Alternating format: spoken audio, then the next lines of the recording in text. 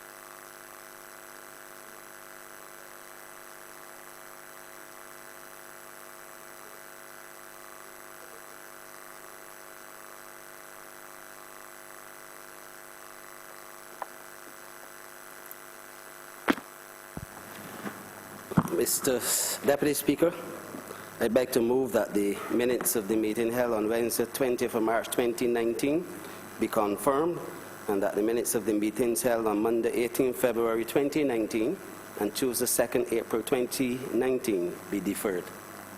Wish. Question is that those minutes so mentioned be read and be confirmed, and the second one be deferred. All members in favor say aye. Aye. Those against say no. I think the ayes have it. Government business resumed, sir. Government business. Order number 12 on the supplementary order paper, in name of the Honourable Attorney General, to move the passing of a resolution to approve the Proceeds of Crime Amendment Order 2019 made by the Attorney General under Section 65(1), the Proceeds of Crime Act, Cap 143, and that Her Excellency the Governor General be asked to assent and to take the necessary steps to give effect to the resolution. Member for St. Joseph. Mr. Speaker, we are here on this particular item of government business to put right what is in essence an omission or perhaps even an error on the part of the last administration, but one that simply has to be addressed for so long as this administration continues our fervent efforts to bring the matter of corruption to the ground. Now, Mr. Speaker, to tell you exactly what is here requires a little bit of recounting of history. Mr. Speaker, our only legislation dealing with corruption and making criminal offences of acts of corruption is our 1929 Anti-Prevention of Corruption Act.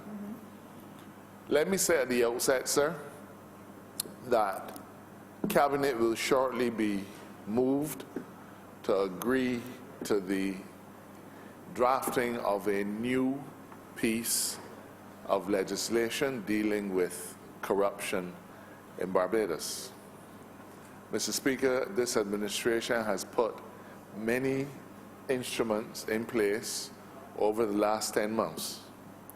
We've laid and completed the Working Select Committee of an Integrity in Public Life Bill, which is in part intended to root out corruption among individuals in private life.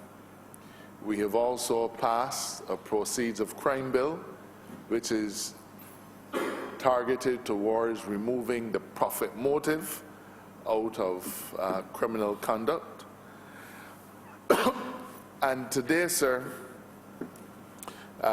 we are seeking to make sensible arrangements in relation to the further prosecution of corruption acts. Now, what does all that mean? Mr. Speaker, our current Proceeds of Crime Act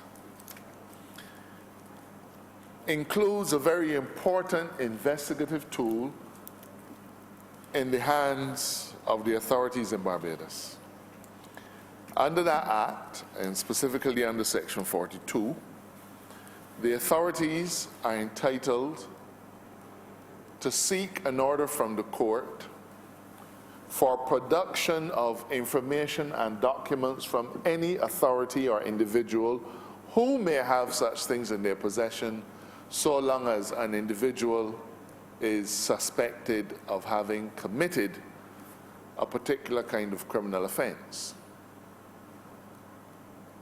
But our difficulty, sir, is that we have not effectively, the last parliament, the last administration, did not include corruption as being one of those offenses. Now, I don't want to suggest, sir, that the last administration did anything wrong, but I will say that what they did was done poorly. Mr. Speaker, in order to procure documents through a court order, the person must either have committed or have been suspected of committing a particular list, one offense in a particular list of offenses in the schedule. The schedule to the Proceeds of Crime Act, sir, was limited, Mr.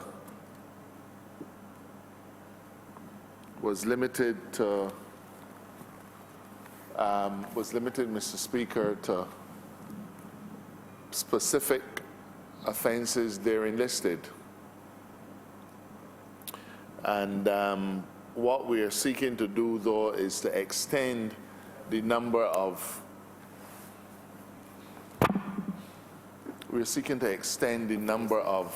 offenses.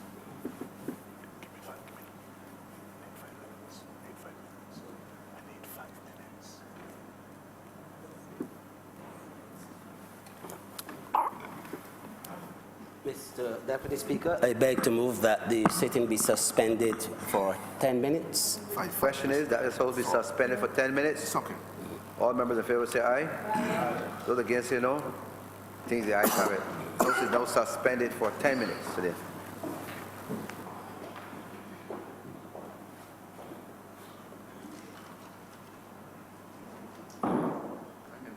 Okay.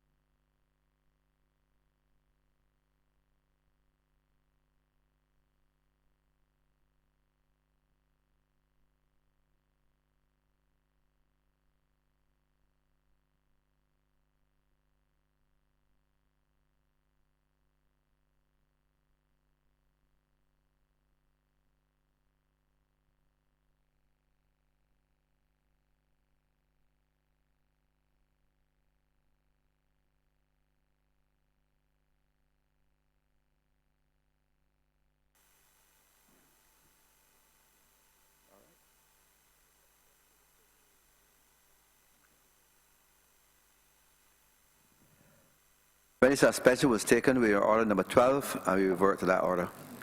Member for St. Joseph. Yes, sir.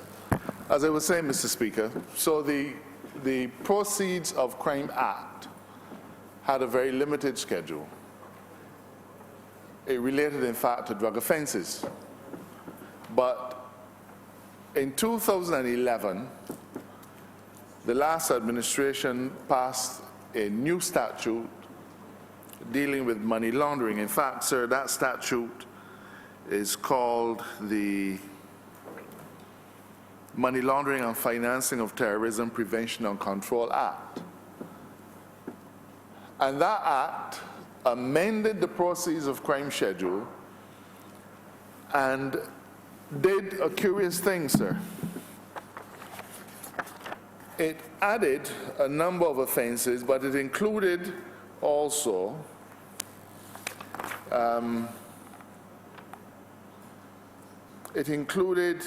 offenses under sections 10, 12, 13, 15, 17, 18, 20, 21, 29, 30, and 32 to 40, 48, 60, and 64 of the Prevention of Corruption Act 2011. Now, the only problem is, sir, that the Prevention of Corruption Act 2011 was not in force as at the date when the money laundering statute was passed. Nor did it become law in 2012, nor did it become law in 2013, nor 14, sir, nor 15, 16, 17, nor 18, and it is still not the law. So while it might have been that the last administration sought to extend the schedule of offenses which would allow the authorities to go after documents like banking documents and corporate documents and so on for the purposes of establishing particular offenses, because the statute that is stipulated never came into force, then we have a problem. That Prevention of Corruption Act, Mr. Speaker, would have created a number of new offenses dealing with corruption. As the law stands today, therefore, if the government wants to go after an institution, a financial institution, to look at movement of money in respect of an individual who is suspected of having committed a corruption offense, it cannot do so. Now, sir, it is a relatively simple fix, because under the Proceeds of Crime Act, the Attorney General can, by order, which is itself subject to an affirmative resolution of Parliament, amend the statute, amend the schedule, so as to add appropriate offenses. Recognizing, sir, that we do not now have in our arsenal of investigative tools, sir, and I promise the people in Barbados that the investigations are continuing. The investigations are continuing. But because we do not have the ability to go to banks or other institutions pursuant to a court order and say, provide us with documentation in relation to this suspect, we have hit a brick wall. So that, Mr. Speaker, we are here today to amend the schedule to the Proceeds of Crime Act and insert in that schedule sections 3 and 5 of our existing 1929 Prevention of Corruption Act. No, sir, I am not happy that I am dealing with a 1929 piece of legislation. I have never been, and I do not intend that that should continue indefinitely. In fact, sir, I fully expect to be able to bring to this chamber within the very near future, and by near future, I would like to think that the capacity of my Chief Parliamentary Counsel's office will be such that we can bring it within the next 3 months. But Barbados desperately needs to have a new piece of legislation dealing with prevention of corruption. There's no doubt about it, sir. It is an embarrassment that in the year 2019, we could be dealing with a piece of legislation which provides that the maximum fine for corrupt acts could be $2,500. That would have been a huge amount of money in 1929, but it is not a huge amount of money today. In fact, it is trifling today, sir. Trifling. And for those who would want to say that it would be an easy thing just to come and change the fines, while that is something that a person could argue, the fact remains that it is still an archaic piece of legislation, and you only have to read it to be able to tell. Any person looking at a statute that is now 90 years old would have to immediately believe that they were reading something almost like Chaucer or Shakespeare. The language is different, the syntax is different. The absence of punctuation in places that we would normally put punctuation is glaring. And while that might have suited, sir, 90 years ago, it does not suit Barbados of today. So for me as Attorney General to come to Parliament and just say, I want to increase the fines on that old bill, on that old piece of legislation, to $250,000 does not get me where I need to be. It doesn't. So rather than tinker with a 90-year-old statute, it is better, sir, for me to present to this chamber a new piece of legislation. Think about this, sir. The existing Prevention of Corruption Act has about 9 sections. 9 sections. The sections which the last administration sought to provide as scheduled offenses number more than 9. In other words, had they brought their Prevention of Corruption Act into force, there would have been a total of about 12 offenses that would have applied. Under the existing Prevention of Corruption Bill 1929, only Section 3 and Section 5 are offense-creating sections. So there's no point trying to tinker with that. It is old, it is outdated, and we need to have a new statute on our books. I know somebody will say, well, how come you ain't do it already? Well, sir, it has only been less than a year. If we enact it now, or whenever it's enacted, it will only relate to the future. And secondly, in the last 10 months, this chamber has been moved to make legislative changes of, in some instances, groundbreaking kinds, so as to bring many of our laws into the modern era.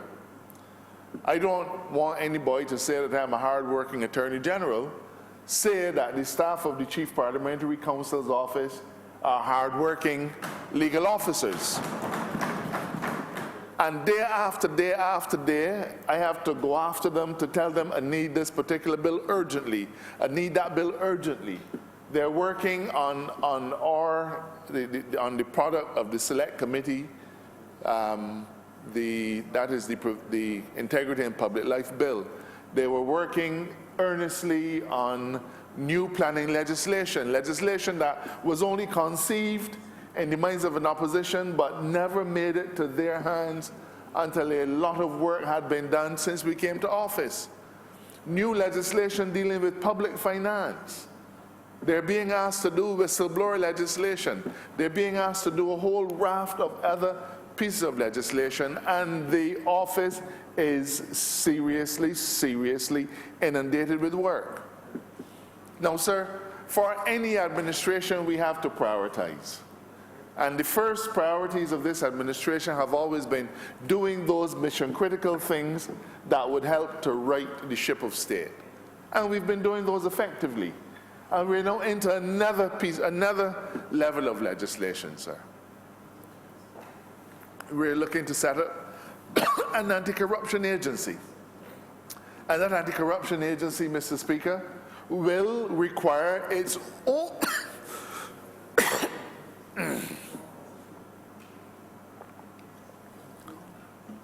talking too much of late, sir. Will require its own pieces of legislation because we've never had anything like that in Barbados before. So that new agency, and we will talk about that in due course, is being married in many respects to our new legislation which will deal with corruption.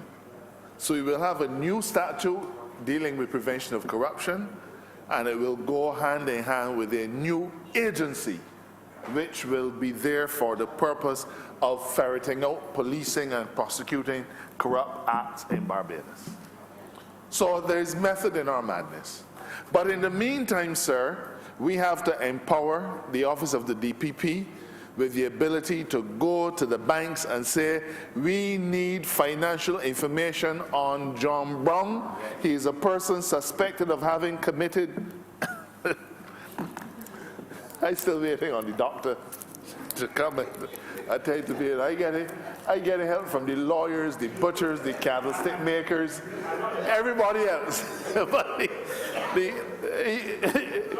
even the Minister of Health, who wouldn't know a piece of plaster from Scotch tape, and the doctor watching me choke.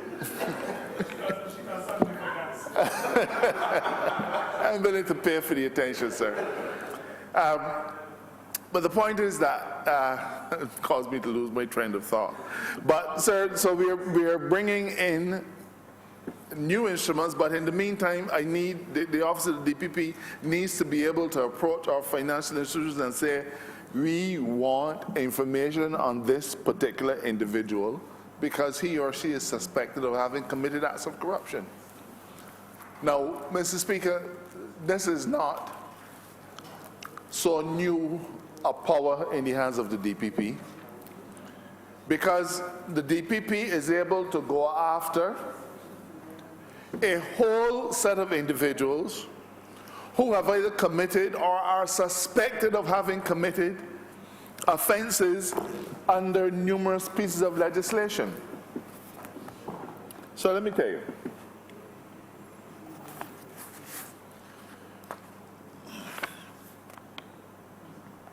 The list of scheduled offenses, sir,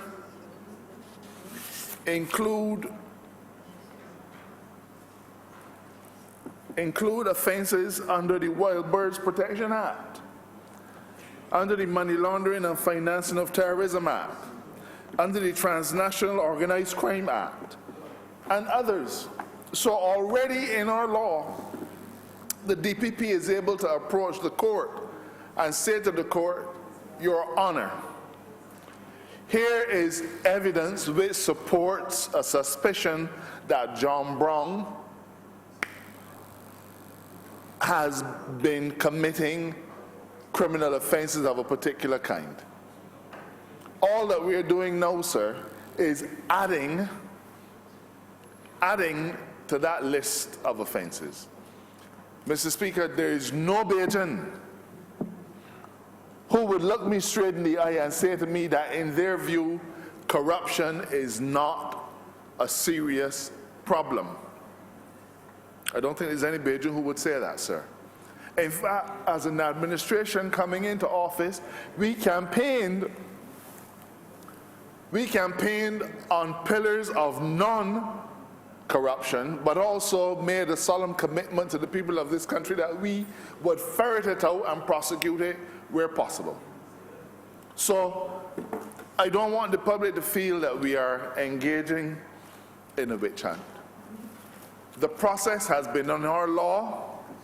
in our law books since the Proceeds of Crime Act was first passed. And I will tell you what year that was, sir.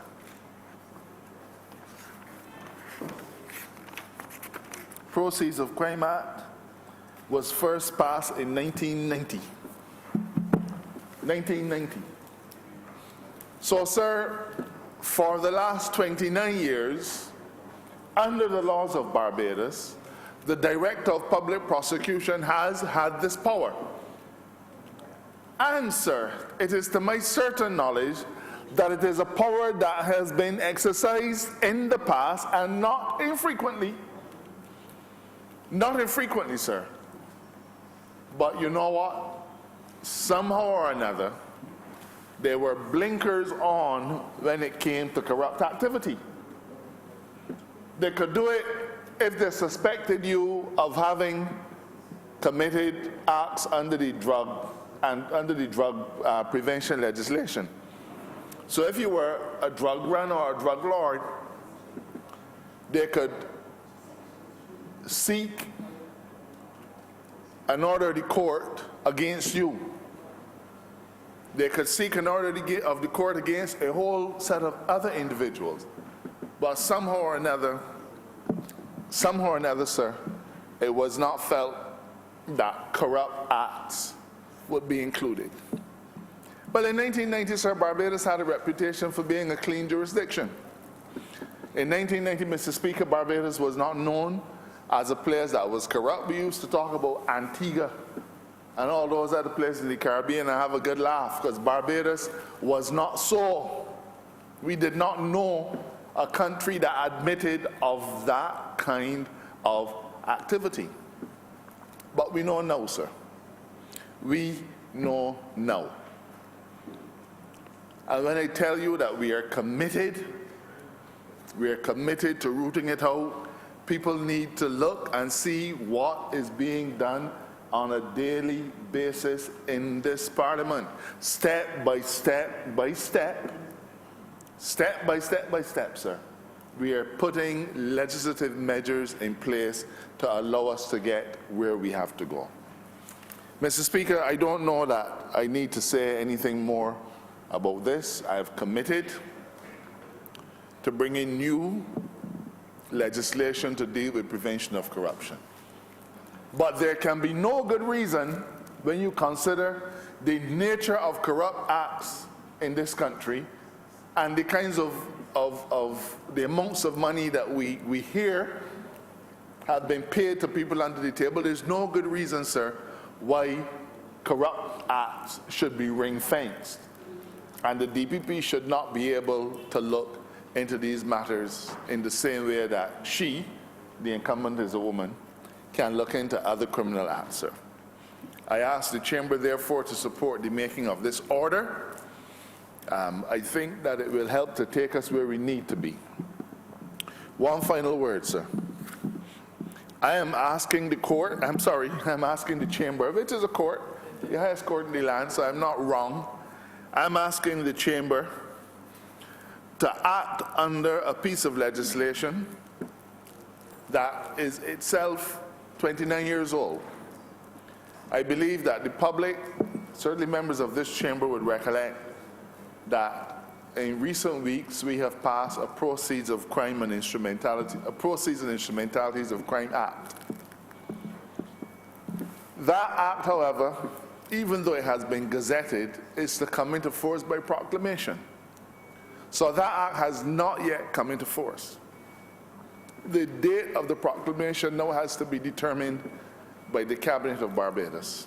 I expect that date to be very soon, perhaps within weeks, while whatever administrative arrangements need to be put in place are put in place. And so in the meantime, sir, we are looking to the powers under the existing Proceeds of Crime Act so as to be able to facilitate the work that the DPP has to do, sir. With those few words, I ask the Chamber to support this order, as it will help us to get where we need to be in cleaning up Barbados and restoring our name and reputation to the place that it used to hold in the 1990s when the very Proceeds of Crime Act was passed. In those days, sir, Barbados was seen as a clean and corruption-free jurisdiction. There were no hidden costs to doing business, a place very much different to what has been existing over the last decades. I'm obliged to you.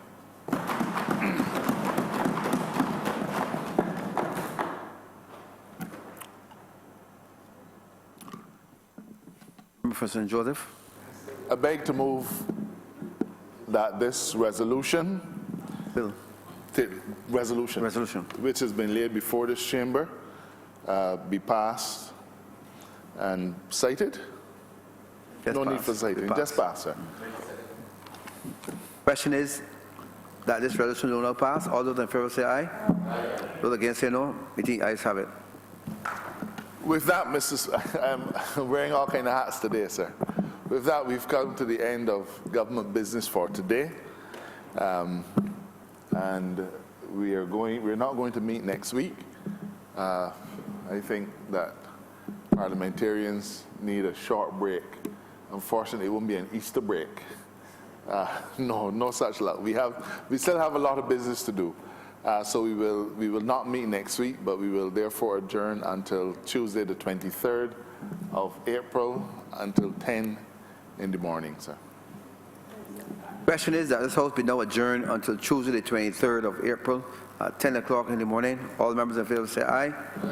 Those against say no. I think the ayes have it. This House is now adjourned until Tuesday the 23rd of April at 10 o'clock in the morning. Thank you.